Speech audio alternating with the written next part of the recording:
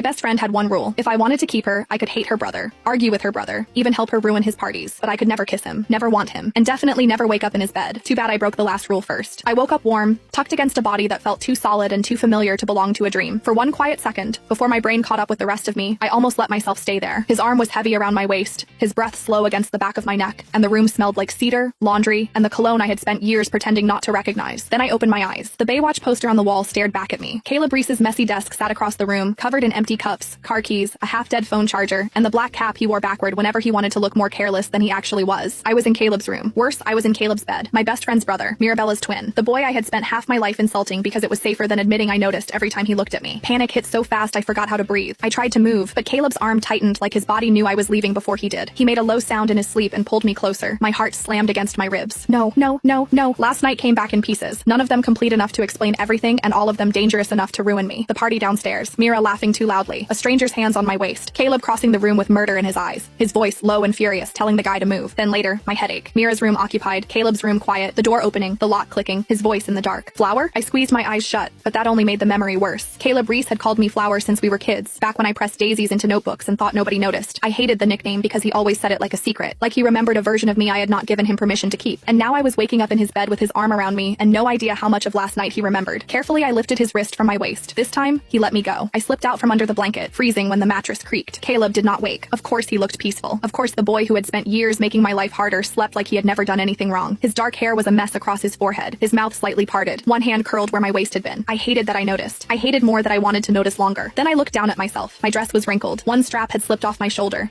My lipstick was ruined. My knees were faintly bruised from a memory I was not ready to examine, and one of my earrings was missing. That was bad. The mark just below my collarbone was worse. I touched it with 2 fingers, and my stomach dropped. A dark bruise bloomed there, half hidden by the neckline of my dress. Not from a fall, not from the party crowd, not from anything I could explain if Mira saw it. Caleb had left evidence. The worst part was that some small traitorous part of me did not hate it. I grabbed my heels from the floor and tiptoed toward the door, stepping over a red cup, someone's jacket, and a phone that definitely did not belong to Caleb. The hallway outside looked like a crime scene after a frat party. Crushed cans, glitter, tissues, somebody's broken sunglasses, and a smell I refused to identify. I made it to the bathroom and locked myself inside. The mirror was worse than the room. My hair was tangled. My eyeliner had smudged into soft shadows under my eyes. My lips looked swollen in a way that made heat crawl up my neck. I turned on the faucet just to cover the sound of my breathing and tried to fix myself with shaking hands. Bailey? Mira's voice came from the other side of the door. My heart jumped into my throat. Are you in there? I yanked my hair over my shoulder, hiding the mark near my collarbone. Yeah, I called too quickly. Almost done. Everyone left, she groaned, and I need to pee before I die. I opened the door with what I hoped was a normal face. Mira leaned against the wall in last night's dress, arms crossed, mascara smudged, looking like a girl who had survived her own bad decisions and was ready to judge mine. Her eyes narrowed. You look awful. Good morning to you too. Where were you last night? I checked